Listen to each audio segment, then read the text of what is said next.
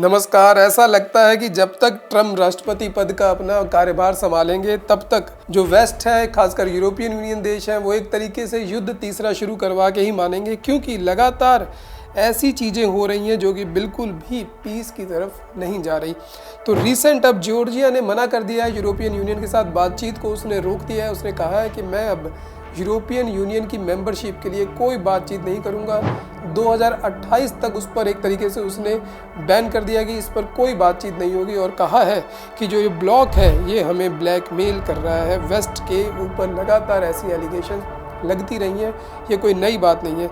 यहाँ तक European union ने जॉर्जिया को कैंडिडेट स्टेटस दे दिया था दिसंबर 2023 में, और कहा था कि वो मीट कर रहा है सारी चीज़ों को, उसको एक्सेशन किया जाएगा, लेकिन फिर उसको होल्ड कर दिया गया, उसके फाइनेंशियल सपोर्ट को बंद कर दिया गया इसी साल, और कहा गया कि फॉरेन इन्फ्लुएंस लॉ के तहत ये किया गया है। यानी कि ये जो देश है जॉर्जिया, ये फॉरेन इन्फ्लुएंस में आ रहा है, और ये जो फॉरेन इन्फ्लुएंस में आना है ये ब्लो है किसके लिए? डेमोक्रेटिक फ्रीडम्स के लिए। तो डेमोक्रेसी का नाम लेके लगातार वेस्ट कुछ न कुछ करता रहता है, सैंक्शन लगाता रहता है, लोगों को बैन करता है, इंडस्ट्री को बैन करता है, कंपनीज को बैन करता है। तो डेमोक्रेसी के नाम पर वेस्ट कुछ भी कर सकता है, लेकिन यहाँ पर जॉर्जिया ने एक तरीके से पूरा बदला लिया। उसने कहा हम बातचीत नहीं करेंगे। और फॉरेन इन्फ्लुएंस जब बात आती है तो यहाँ पर बात हो रही है रशिया की। तो रशिया की तरफ ये जॉर्जिया जाता दिख रहा है, इसलिए यूरोपियन यूनियन ने ऐसा कदम उठाया है। और ऐसा फैसला आने के बाद वहाँ जो अपोजिशन है, जो लोग हैं, एक तरीके से वो सड़कों पे आ गए।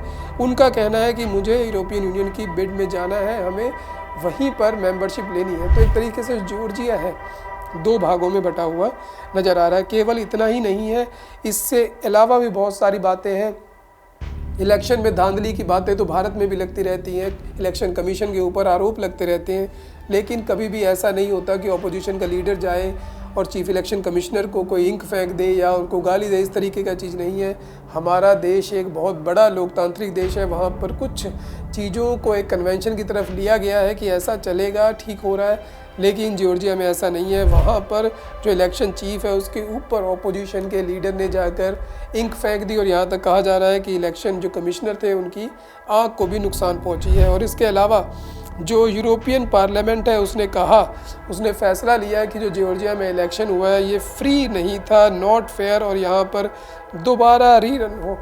देखिए, यूरोपियन यूनियन मेंबरशिप उसको दे नहीं रहा, पैसे उसके कम कर रहा है, और चाह रहा है जॉर्जिया को कि वहाँ पर इलेक्शन दोबारा हो। देखिए, किसी देश में इलेक्शन हो गया है उसको यूरोपियन यूनियन कह रहा है दोबारा हो, और ऐसी बात प्राइम मिनिस्टर को पसंद नहीं आई। उन्होंने कहा कि ठीक है, आज के बाद हम तुमसे बात ही नहीं करते। उन्होंने कहा कि आज से मैं बातचीत पर सस्पेंड कर रहा हूँ, आज के बाद नहीं करेंगे, 4 साल के बाद देखेंगे क्या करना है क्या नहीं करना है। और फिर वहाँ पर मैसिव डेमोन्स्ट्रेशन हो रही है, जैसा कि हमने बात की। कारण उसका है कि जो 26 तारीख को इलेक्शन हुआ है वहाँ पर, वो एक तरीके से रेफरेंडम था कि कंट्री यूरोपियन यूनियन में जाए कि ना जाए। और अपोजिशन का कहना है कि मेजॉरिटी ऑफ लोग, एटलीस्ट 80% लोगों ने जो वोट दिया है वो इस तरफ दिया है कि यूरोपियन यूनियन की तरफ जाए। और जो प्राइम मिनिस्टर हैं वो रशिया की बात सुन रहे हैं, इसलिए ऐसा फैसला लिया है। तो इसलिए वहाँ पर ऑपोजिशन और मेन पार्टी में देखिए एक क्राइसिस हो गया। ये हर देश में होता है कि जो भी ऑपोजिशन है उसको लगता है कि दूसरा जो सत्ता में है वो किसी और देश की बात मान रहा है, और सत्ता वाले को लगता है कि जो ऑपोजिशन है वो किसी और देश की तरफ झुकाव दिखा रहा है। तो यही नहीं कि 2028 तक उन्होंने कहा कि बात नहीं करेंगे, उसके अलावा उन्होंने कहा कि any budgetary grant from European union, हम कोई भी बजटरी ग्रांट जो है यूरोपियन यूनियन से 2028 के एंड तक नहीं लेंगे। तो एक तरीके से क्लियर कह सकते हैं वहाँ पर अब एक डिमार्केशन हो गई है जॉर्जिया और वेस्ट यूरोपियन यूनियन के बीच में, वेस्टर्न कंट्रीज़ में। तो आइए देखते हैं कि जॉर्जिया की जो लोकेशन है वो कितनी मैटर करती है इस पूरे मसले में। तो जॉर्जिया ब्लैक सी के किनारे का एक देश है। यहाँ पर एक जॉर्जिया देख रहे हैं आप, साथ में रशिया है, और यहाँ पर यूक्रेन है, जहाँ पर रशिया यूक्रेन के बीच में युद्ध चल रहा है। तो क्लियरली आप देख सकते हैं किस तरीके से एक एक्सिस है। यहाँ पर रशिया चाह रहा है कि पूरे ब्लैक सी पर, एक टर्की को छोड़कर जितना भी एरिया है सारा उसके इन्फ्लुएंस में आ जाए, एटलीस्ट जो ईस्टर्न वाला हिस्सा है वो उसके पास आ जाए। और इसीलिए जो क्राइमिया है उसने 2014 में इस पर एनेक्स कर लिया था, इस पर अपना अधिकार जता दिया है। और बाकी एरिया जो यूक्रेन के हैं, जो ब्लैक सी के साथ लगते हैं, वहाँ पर भी वो लगातार अपना कब्जा और अटैक बढ़ाता चला जा रहा है। तो जॉर्जिया जो है अब उसकी एक इशू भी है। जॉर्जिया रशिया का बॉर्डरिंग कंट्री है और वेस्ट का जैसा कि इतिहास रहा है, जैसा कि यूक्रेन के भी केस में हुआ है कि उस तरीके से मदद करने वेस्ट नहीं पर आया है। ज़मीनी जो लड़ाई हो रही है वो यूक्रेन में हो रही है, जो सैनिक मारे जा रहे हैं वो यूक्रेन के मारे जा रहे हैं, जो इंफ्रास्ट्रक्चर लॉस हो रहा है वो यूक्रेन का हो रहा है। यानी कि जो भी नुकसान हो रहा है ग्राउंड लेवल पे वो वेस्टर्न कंट्रीज़ का नहीं हो रहा, यूरोपियन यूनियन का नहीं हो रहा, नाटो का नहीं हो रहा। जॉर्जिया ने 30 साल कोशिश की कि उसे नाटो की मेंबरशिप मिल जाए, उसे यूरोपियन यूनियन की मेंबरशिप मिल जाए। रशिया का बॉर्डरिंग देश होते हुए उसने रशिया जैसे देश से 2008 में एक तरीके से लड़ाई लड़ी है छोटी सी, क्योंकि रशिया ने साउथ ओसेशिया और अबखाजिया जैसे 2 इलाकों पर कब्जा कर रखा है जिसको जॉर्जिया क्लेम करता है। तो रशिया के साथ उसने लड़ाई लड़ी है, लेकिन उसे अब समझ में आ रहा है कि वेस्ट उसकी मदद उस तरीके से नहीं करेगा। यूक्रेन का हाल उन्हें दिखाई दे रहा है। 2012 से जो जॉर्जियन ड्रीम पार्टी है वो सत्ता में है और जो अब के प्राइम मिनिस्टर है कोबाखिदजे, ये 8 फरवरी 2024 से बने हुए, इन्होंने ही ये फैसला लिया है।